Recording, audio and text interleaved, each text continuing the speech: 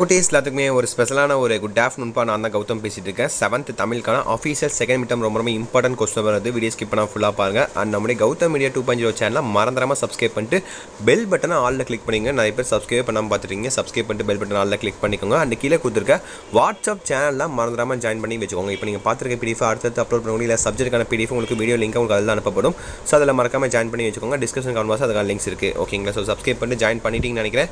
Okay, let's get into the video. So video பாருங்கள். சரியான video தேர்ந்தெடுத்துங்க. First 30 mark exam உங்களுக்கு Tolkappiyam கடற்பயணத்தை days வழக்கம் என்று கூறுகிறது அப்படின்னு கேட்டிருக்காங்க. ஸோ இதுக்கு ஆன்சர் தான் தெரிஞ்சால் நீங்கள் கீழே கமெண்ட் பாக்ஸில் கமெண்ட் பண்ணலாம். ஏன்னா உங்களுக்கும் படித்த மாதிரி இருக்கும், ஆன்சர் தெரியாதவங்களுக்கும் தெரிஞ்ச மாதிரி இருக்கும். தயக்கம் இல்லாமல் நீங்கள் கமெண்ட் பண்ணலாம். ஓகேங்களா?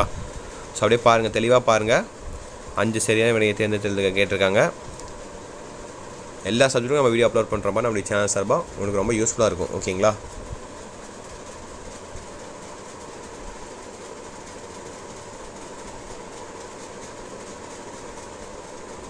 ஸோ பார்த்துட்டிங்களா?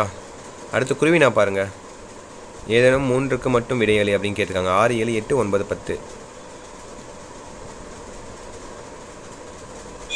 இந்த 5ல் நீங்கள் 3 எழுதுனா போதுமானது. நீங்கள் 2 சாய்ஸில் விட்டுறலாம். ஸோ நான் தெளிவாக படித்து பார்த்து எது உங்களுக்கு ஈஸியாக இருக்கோ அதை அட்டன் பண்ணி எழுதிக்கோங்க. ஓகேங்களா?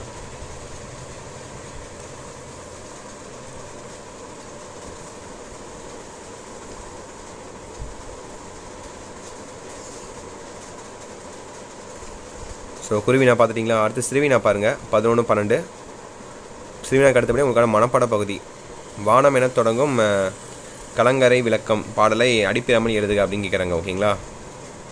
ஸோ சிறுவினா மனப்பாட பகுதி.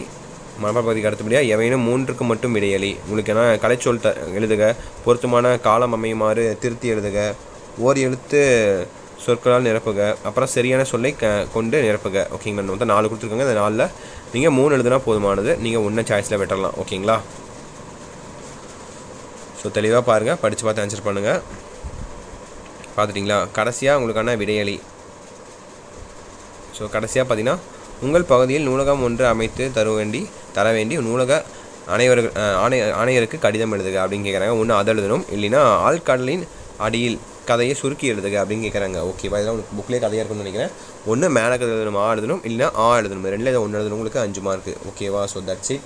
வீடியோ முடிஞ்சது. ஸோ இந்த வீடியோ உங்கள் ஃப்ரெண்ட்ஸ் அண்ட் கிளாஸ்மேட்ஸுக்கு ஷேர் பண்ணி விடுங்க. அவங்களுக்கும் ரொம்ப யூஸ்ஃபுல்லாக இருக்கும்.